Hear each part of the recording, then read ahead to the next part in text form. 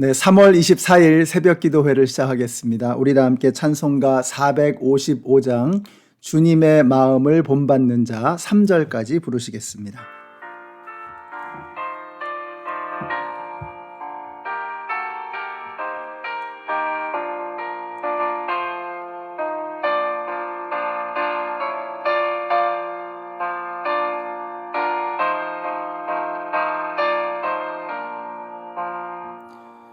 주님의 마음을 본받는 자, 그 맘에 평강이 찾아오면 엄악한 세상을 이기리니 하늘로부터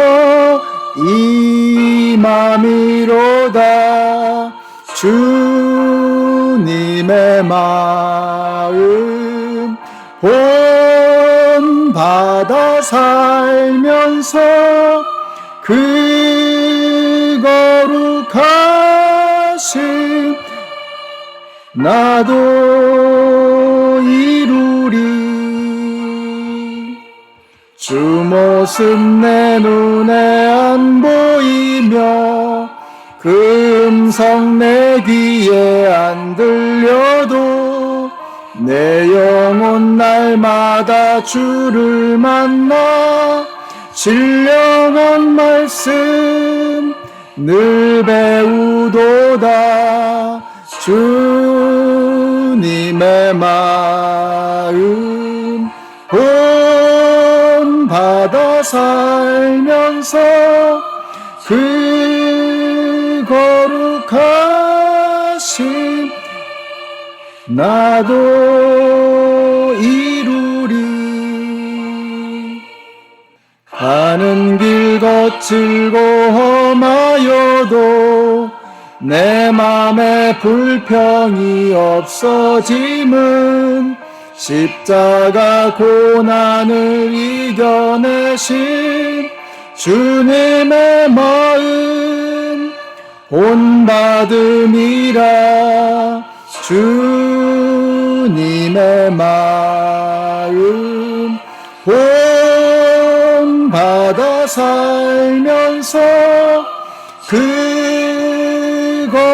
거룩하심 나도 이루리. 아멘. 오늘 우리에게 주시는 하나님의 말씀은 로마서의 말씀을 같이 보겠습니다. 로마서 12장 15절의 말씀입니다. 기뻐하는 사람들과 함께 기뻐하고 우는 사람들과 함께 우십시오. 아멘. 예수님께서 이 땅에 오신 것은 우리의 눈높이에 맞추어서 우리를 만나 주시기 위함이었습니다. 개미와 인간은 전혀 다른 차원에서 세상을 살아갑니다. 그래서 개미가 인간을 이해할 수가 없습니다. 하나님과 인간을 생각하게 될 때 이건 상상도 할 수 없는 차이입니다. 개미와 인간의 차이가 엄청나기는 하지만 그래봐야 인간도 개미도 유한한 존재일 뿐입니다. 그러나 하나님은 무한한 창조주이시고 인간은 고작 유한한 피조물에 지나지 않는 것입니다.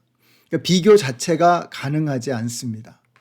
사순절은 무한하신 하나님께서 인간의 몸으로 오셔서 우리를 만나 주셨고 그 만남의 끝에서 우리를 위해서 죽으셨음을 생각하는 교회의 절기입니다. 그러므로 사순절을 지나면서 그리고 고난주간과 부활절이 다가오는 이 시점에서 우리가 우리를 만나 주시기 위해서 자신을 낮추신 예수님을 깊이 묵상하는 시간을 가져야 하겠습니다. 오늘 묵상집에 보시면 말 조련사가 어떻게 말을 훈련시키는지를 소개하고 있습니다. 조련사는 말의 입장에서 말과 친숙해지고 말과 가까이 다가갑니다. 말에게 가까이 다가갑니다. 그리고 말이 이해할 수 있는 언어와 표정과 몸짓으로 말과 소통하기 위해서 애를 쓰는 것입니다. 자, 그래서 결국에는 말의 등에 올라타고 말의 순종을 이끌어내게 된다는 것입니다. 자, 먼저 말에게 다가가죠. 말에게 다가가기 위해서 자기를 낮추는 것입니다. 말의 수준으로 낮춰서 말과 함께 소통하기 시작하는 거죠. 자, 그 과정을 통해서 그 긴 시간을 통해서 결국에는 말의 등에 올라타고 말의 순종을 이끌어낸다는 것입니다. 자, 그렇게 되기 위해서 가장 먼저 필요한 것이 뭐냐면 먼저 말의 눈높이로 낮아져서 말을 만나주는 것입니다. 자, 오늘 말씀해 보니까 기뻐하는 사람과 함께 기뻐하고 우는 사람과 함께 울라고 말씀하고 있습니다. 이 세상은 지금 공감 능력을 상실한 세상입니다. 이게 뭐 새로운 일은 아니죠. 예수님께서도 당시에 너희가 애곡을 해도 울지 않고 피리를 불어도 춤을 추지 않는구나 이렇게 말씀을 하셨어요. 그 당시에도 이미 사람들은 무감각해져 있었던 것입니다. 바울은 말세가 될수록 사람들이 자기를 사랑한다. 말세의 특징이 뭐냐? 자기를 사랑하는 것이다. 이렇게 이야기하고 있습니다. 점점 남에게 관심이 없고 자기밖에는 모르는 이기적이고 무감각한 세상이 되어가고 있다는 것입니다. 얼마 전에 읽은 책 중에 아몬드라는 책이 있습니다. 이 소설인데요. 우리 뇌 안에 이 딱 아몬드만한 사이즈의 아몬드 모양을 한 이 편도체라는 것이 있다고 합니다. 그런데 이것이 공감 능력을 좌우한다는 거예요. 그런데 이 소설에 등장하는 윤재라고 하는 이 아이는 선천적으로 이 편도체가 아주 작게 태어났기 때문에 사람들과 소통하는데 어려움이 많았습니다. 그래서 슬픔도 공포도 사랑도 느끼지 못하는 그런 아이였습니다.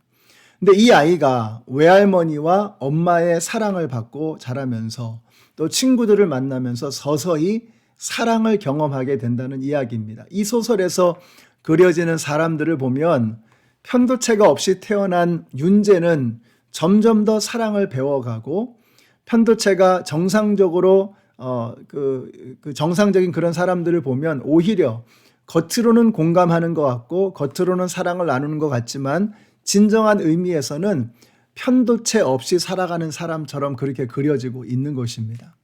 우리 자신과 주위를 둘러보면 정말 그런 것 같습니다.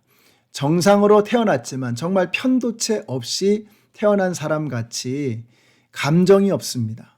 서로에 대한 공감 능력이 없는 거예요. 기뻐할 때 기뻐하고 슬퍼할 때 함께 슬퍼해야 되는데 그렇게 함께 느끼는 것이 없는 거예요. 자기밖에는 모르는 그런 이기적인 사람들의 세상이 되어져 버렸다는 것입니다. 그러니까 이 소설에서 어렴풋하게 제시하는 해결책이 뭐냐면 결국은 사랑이라는 거예요. 사랑이 마중물이 되어서 사랑을 불러온다는 것이죠. 상대는 아직 느끼지 못하지만 내가 먼저 사랑을 쏟아 부을 때 저 깊은 곳에서 사랑이 길러 올려지게 된다는 것입니다. 저는 그것이 이 땅에 오신 예수님, 나를 위해서 죽으신 예수님이 하신 일이 아닐까 하는 생각이 듭니다. 사랑 모르는 우리들, 이기적이고 자기중심적인 우리들, 편도체가 없는 것처럼 그렇게 살아가는 우리들, 그런 우리들에게 먼저 한없는 사랑을 베풀어 주시고 그래서 그 사랑 때문에 우리에게도 사랑이 생겨나는 이런 기적이 일어나게 하셨다라는 것입니다.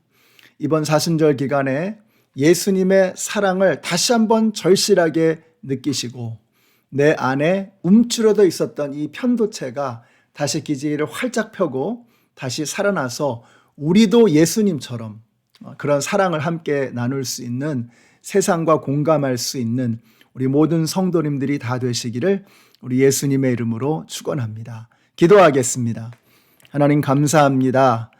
저희들이 정말 사랑 없이 사랑을 느끼지 못한 채 그리고 살아가는 사람들임을 고백합니다.